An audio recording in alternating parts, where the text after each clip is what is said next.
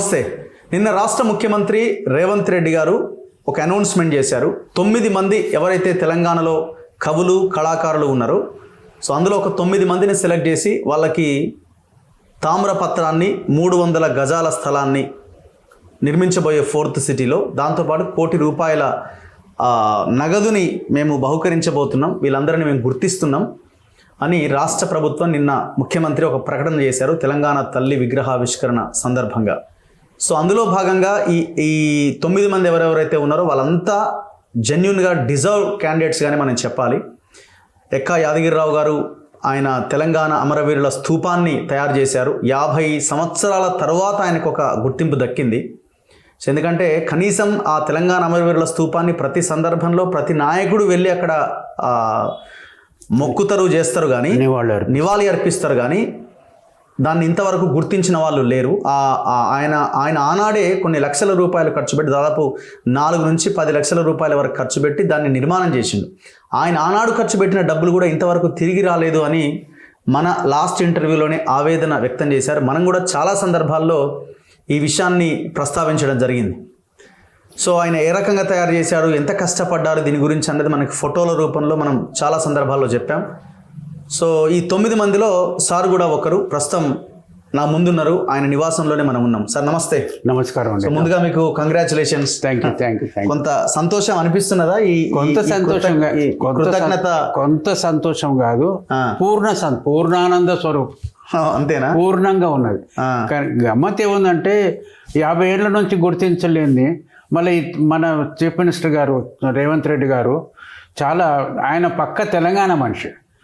తెలంగాణ కొరకు ఏదో చేయాలి, ఏదో సాధించాలనేటువంటి సంకల్పం ఆయన దగ్గర ఉన్నది.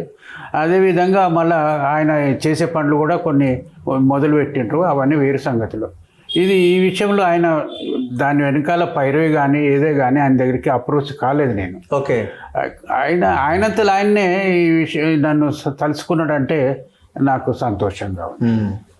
అన్ని గుర్తొస్తున్నాయా సార్? అంటే చాలా మీరు పడ్డ కష్టము, మీరు పెట్టిన డబ్బులు, ఆ ఖర్చు, అంటే మీరు ఉన్న దాంట్లో మీరు దానికోసం ఖర్చు పెట్టిన చాలా పడ్డ కష్టం చాలా గుర్తొస్తుందండి.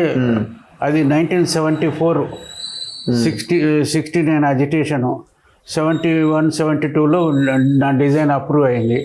అంజయ్ గారు, మదన్ మోహన్ గారు, మాణిక్రావు గారు, మళ్ళీ ఈయన ముద్రాజు లక్ష్మీనారాయణ యాదవ్, వీళ్ళందరూ కలిసి కమిటీ మెంబర్స్ అంటే అదో పెద్ద కథ ఉంది. ఇదివరకు మనం మాట్లాడుకున్నాం. కానీ గమ్మత్ ఏముందంటే 1974లో కంప్లీట్ అయింది. ఫస్ట్ వరల్డ్ తెలుగు కాన్ఫరెన్స్ 74-75 ప్రాంతంలో జరిగింది. ఇది కంప్లీట్ చేసినందుకు నాకు అక్కడ సన్మానం జరిగింది. ఆనాడు ఫస్ట్ వరల్డ్ తెలుగు కాన్ఫరెన్స్లో అది కథ, అది జరిగింది. Okay, that is different issue. కానీ బాధాకరమైనది విషయం ఏంటంటే మెమోరియల్ కట్టిన వాళ్ళ మెమోరియల్ను కట్టడం జరిగింది, మళ్ళీ దాన్ని పక్కన పెట్టిండ్రు. అది బాధాకరమైన విషయం. అట్లా పెట్టకూడదు, అది చాలా అన్యాయం. అది ఎవరైతే ప్రాణాలు త్యాగించి వాళ్ళు అంటే తెలంగాణ కొరకు పాటుపడారో వాళ్ళని మర్చిపోవడం కానీ వాళ్ళ మెమోరియల్ కానీ ఇనాగ్రేషన్ చేయకుండా పెడితే చాలా అన్యాయం. అది నీకు ఒక విధమైనటువంటి పదం వస్తుంది. తెలుగు జాతికి ఒక తీరని మచ్చగా మారిపోయింది అది. మెమోరియల్ను ఇనాగ్రేషన్ చేయకపోతే తీరని మచ్చ తెలుగు జాతికి అంది. చాలా మటుకు పేపర్లలో అవి ఇవి జరిగినాయి, పోవడం జరిగింది. గత ప్రభుత్వము 10 ఏళ్ళు పట్టించుకోలేదు వాళ్ళు. మళ్ళీ వాళ్ళది హ్యాండ్ టు హ్యాండ్ నేను సీఎం కూడా ఇచ్చిన, కేసీఆర్ గారికి ఇచ్చిన, అవన్నీ చేసిన వాళ్ళు పట్టించుకోలేదు. వాళ్ళు దాన్ని పక్కన పెట్టిండ్రు, నన్ను కూడా పక్కన పెట్టేసి అది జరిగిన కథ, పెద్ద కథ. నీకు ఇక్కడ ఒక విషయం చెప్పాలి. రేవంత్ రెడ్డి గారు వచ్చినాక రేవంత్ రెడ్డి గారి విషయంలో చాలా మటుకు చెప్పాలంటే ఒకటే పదంలో చెప్పాలంటే ఇది పక్కా తెలంగాణ మ్యాన్. తెలంగాణ కొరకు ఆయన చేయాల్సిన, తెలంగాణ కొరకు ఏదో చేయాలన్నటువంటి సంకల్పమే కానివ్వండి, అభివృద్ధి చేయాలనే సంకల్పమే కానివ్వండి, అవన్నీ చేస్తున్నాడు. ఆయన సంకల్పం అది. ఇక దానికి తాను అవన్నీ ఒక ట్రాక్లోకి గత ప్రభుత్వాలన్నీ నాశనం చేసింది తెలంగాణను. అడ్మినిస్ట్రేషన్ నాశనం చేసింది, ఫైనాన్షియల్ సిచ్యువేషన్ నాశనం చేసింది, దొంగతనాలు దోసుకోవడం జరిగింది. అంతేగాని వాళ్ళు చేసింది ఏమీ లేదు. ఇంకా అన్ని ఎగ్జాంపుల్స్ ఉన్నాయి. ఇది పెద్ద పెద్ద చరిత్ర. ఇప్పుడు మీరు మీకు ముందే ఏమైనా ఇన్ఫర్మేషన్ ఇచ్చారా? మీరు ప్రోగ్రామ్కి అటెండ్ అయినట్టున్నారు కదా నిన్న. సో మీరు రావాలి, మీకు స్టేజ్ పైన మీ పేరుని అనౌన్స్ చేయబోతున్నారు, మిమ్మల్ని గుర్తించబోతున్నారని ఏమైనా మీకు చెప్పారా? నాకు నిన్న వచ్చింది ఏంటంటే 2 గంటల మొదలు, నిన్న ఫంక్షన్ అయింది 4 గంటలకు 6 గంటలకు, అది 2-3 గంటల మొదలు నాకు ఒక ఫోన్ వచ్చింది. ఇట్లా మీరు రావాలి, ఈడ అటెండ్ చేయాలని. మళ్ళీ కారు కూడా పంపిండ్రు, ఇన్విటేషన్ కార్డు కూడా ఇచ్చిండ్రు. అవన్నీ జరిగినాయి అనుకోండి. కానీ ఈ రకంగా అనౌన్స్మెంట్ చేస్తాడు అనేది తెలియదు. అది ఆల్ ఆఫ్ ఏ సడన్ నాకు అక్కడ కూర్చున్నాకనే నాకు అర్థమైంది ఈ అనౌన్స్మెంట్ అవుతుందని. అది జరిగింది. ఇక దాని సంతోషం అనేది అంతా ఇంత ఉండదు. కానీ ఒకటి మిగిలి ఉన్నట్టున్నది, అక్కడ ఒక శిలాఫలకం పెడితే ఇంకా బాగుంటుంది. మీకు శిలాఫలకం విషయంలో చేస్తే ఇది అనౌన్స్మెంట్. ఇది అనౌన్స్మెంట్ ఏంటంటే మెమోరియల్ కొరకు కాదు. ఇది టోటల్ నేను చేసిన సేవలకు, ఆ ఉద్యమాల్లో పాల్గొన్నందుకు అవన్నీ ఆ చరిత్ర అంతా కలుపుకొని నిన్న అనౌన్స్మెంట్ జరిగింది. మెమోరియల్ విషయంలో అది ఇంకో కొత్త చాప్టర్. అది మళ్ళీ చాప్టర్ ఇంకో లెవెల్లో పోవాల్సి వస్తుంది. నిన్నటి ఫంక్షన్ తెలుగు తల్లి విగ్రహం ఇనాగ్రేషన్, తెలంగాణ తల్లి ఇనాగ్రేషన్, మళ్ళీ అవన్నీ చాలా మంచి గ్రాండ్గా ఫంక్షన్ అయిందండి. అటువంటి ఫంక్షన్ మళ్ళీ మనం చూడలేము అన్నట్టుగా అనిపిస్తుంది. చాలా గ్రాండ్ ఫంక్షన్ అయింది. మీరు ఎంత కష్టపడ్డారు సార్ ఆ రోజున? అంటే ఆ 1970 అంటే ఒకసారి గుర్తు చేద్దామంటే అండి, ఆ కష్టాన్ని గుర్తు చేసుకుంటే బాధ అవుతుందా? ఎందుకంటే ఇక అట్లా పెద్ద కథ, రామాయణ మహాభారతం ఎట్లుందో ఈ మెమోరియల్ విషయంలో కూడా అదే రకంగా ఉన్నది. పెద్ద కథ, అంత కాదు. ఒక్కొక్క స్టెప్లా నేను ఎదుర్కోవాల్సి వచ్చింది. దీంట్లో ఒక గమ్మత్ ఏముందంటే, నీకు ఒక విషయం చెప్పాలి. ఆంధ్రప్రదేశ్ ప్రభుత్వం తెలంగాణ సాధన కొరకు ఉద్యమకారులను మెమోరియల్ కడుతున్నాం. అయితే ఆ లెవెల్లో వాళ్ళు దీన్ని పట్టించుకోరు, ఒక విషయం. ఓకే. రెండవది ఏంటంటే మనోళ్ళు కూడా అంతగా ఇంట్రెస్ట్ చూపించరు. అది ఇంకో విషయం. ఎందుకంటే వీళ్ళు పోయి అక్కడ మాట్లాడిండ్రంటే, అక్కడ మనోళ్ళు పోయి ఏమన్నా చేసిండ్రంటే వాళ్ళ అది పోతుంది, పవర్లు పోతాయి, ఎమ్మెల్యే పోతాయి. తెలంగాణ వాళ్ళు ఎవరు వచ్చేది కాదు, అక్కడ వచ్చేది కాదు, వీళ్ళు రారు కూడా, ఆంధ్రోళ్ళు రారు కూడా.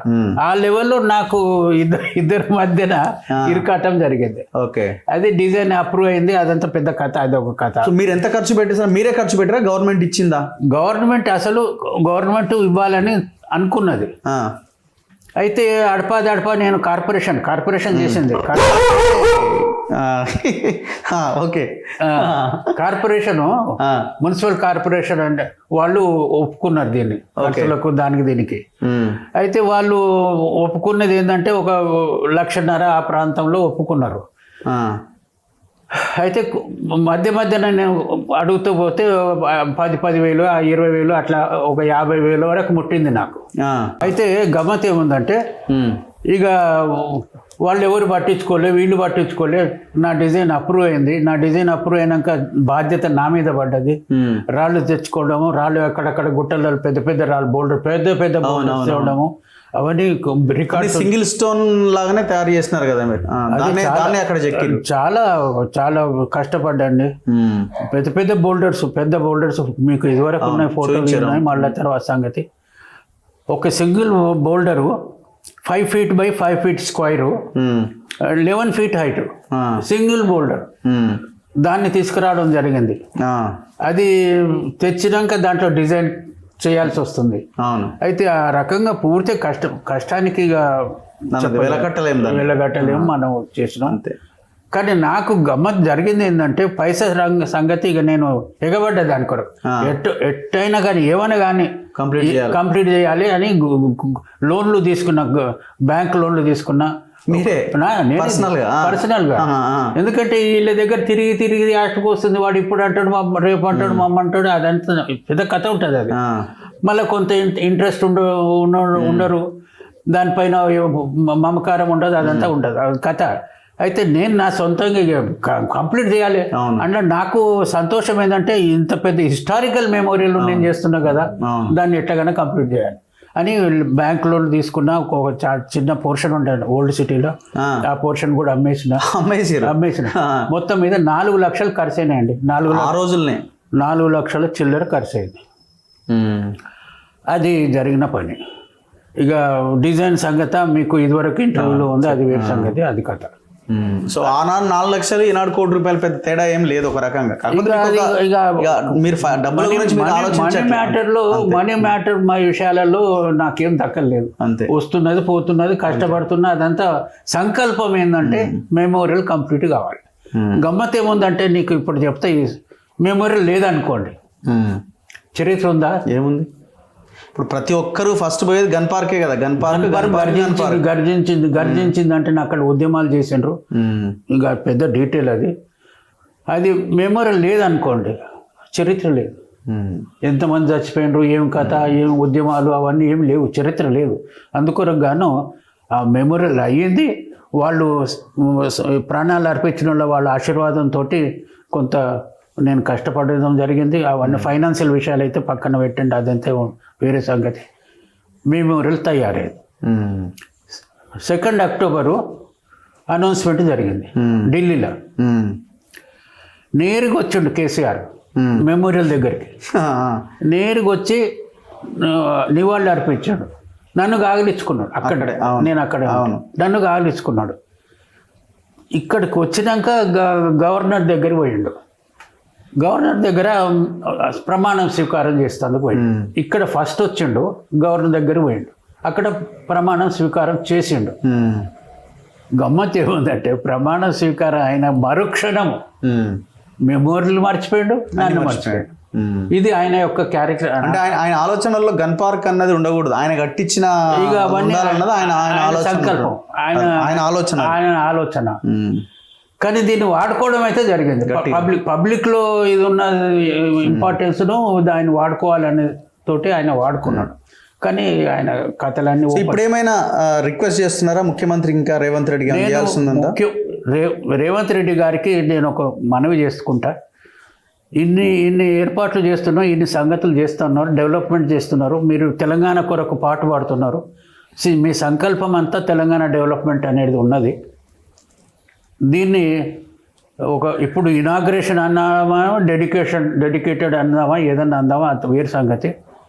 కానీ దీన్ని ఒక డెడికేషన్ చేసి లాంఛనపూర్వకంగా గవర్నమెంట్ లాంఛనాలతోటి అక్కడ ఒక ఫంక్షన్ చేసి ఒక శిలాపలకం పెట్టి ఇది మెమోరియల్, దీన్ని ఇది 69 అజిటేషన్లో ప్రాణాలు కోల్పోయిన వాళ్ళ మెమోరియల్. ఇది ఒక 360 మంది చనిపోయినారు అన్నట్టుగా అసెంబ్లీలో డిక్లేర్ అయింది. ఆ విషయం చెప్పుకుంటూ ఒక శిలాఫలకం పెడితే రేపు వచ్చే తరానికి అది ఏందా అని తెలుస్తుంది. ఇప్పుడు ఏముందంటే ఇప్పుడు లేదు, ఏమీ లేదు, శిలాఫలకం లేదు, ఏమీ లేదు. అది డెకరేటివ్ పీస్ ఉన్నదేమో చెమన్లా అనుకుంటారు. సగం మంది మర్చిపోయిండ్రు. అప్పటి నుంచి ఇంకొక 2 జనరేషన్లు పోయిందంటే ఇది ఆయనతో దాన్ని పూర్తిగా మర్చిపోతారు.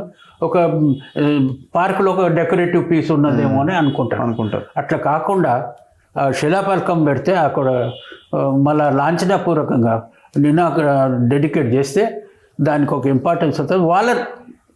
ఇది నీ కొరకు నా కొరకు కాదంటే వాళ్ళు ప్రాణాలు అర్పించండి, వాళ్ళ కోసం వాళ్ళ ప్రాణాలు అర్పించినాక నువ్వు మెమోరియల్ కట్టుకొని దాన్ని ఇనాగ్రేషన్ చేయకుండా ఉంటే అది తీరని మచ్చ. జాతికే, తెలంగాణ జాతికే తీరని మచ్చ. అది మీరు కొద్దిగా అంటే మనవి చేసుకోవడం ఏంటంటే ఈయన ఒప్పుకుంటాడు. ఇప్పుడు నేను చెప్పాల్సిన అవసరం లేదు. మనకు రేవంత్ రెడ్డి గారు సంకల్పం ఉన్నది, ఆయన దగ్గర కూడా సంకల్పం ఉండవచ్చు. దీన్ని ఒక డెడికేట్ చేసి లాంఛన ప్రకారంగా ఇనాగ్రేట్ చేస్తే ఈ గత చరిత్ర అంతా ఒక చాప్టర్ క్లోజ్ అవుతుంది. మళ్ళీ ఇక మనం డెవలప్మెంట్ అనండి వేరే విషయాలు. సరే, anyway thank you very much sir. So మీకు ఇంకా గౌరవం దక్కాలి. మీకు మేము అనుకుంటున్నాం ఏంటంటే నిన్న దక్కింది ఒక ఎత్తు అయితే, అమరవీరుల స్తూపానికి పూర్తి స్థాయిలో మీరు అన్నట్టుగా శిలాఫలకం పెట్టి ఒక ప్రోగ్రామ్ చేస్తే ఇంకా లాంఛనంగా చేస్తే సరే మీకనో ఇంకోరికనో కాకుండా తెలంగాణ అమరవీరులకి ఇంకా మంచి నివాళి అర్పించినట్టు అవుతుందని నా అభిప్రాయం. Thank you sir, thank you very much. చూస్తూనే ఉండండి మన తొలి వెలుగు.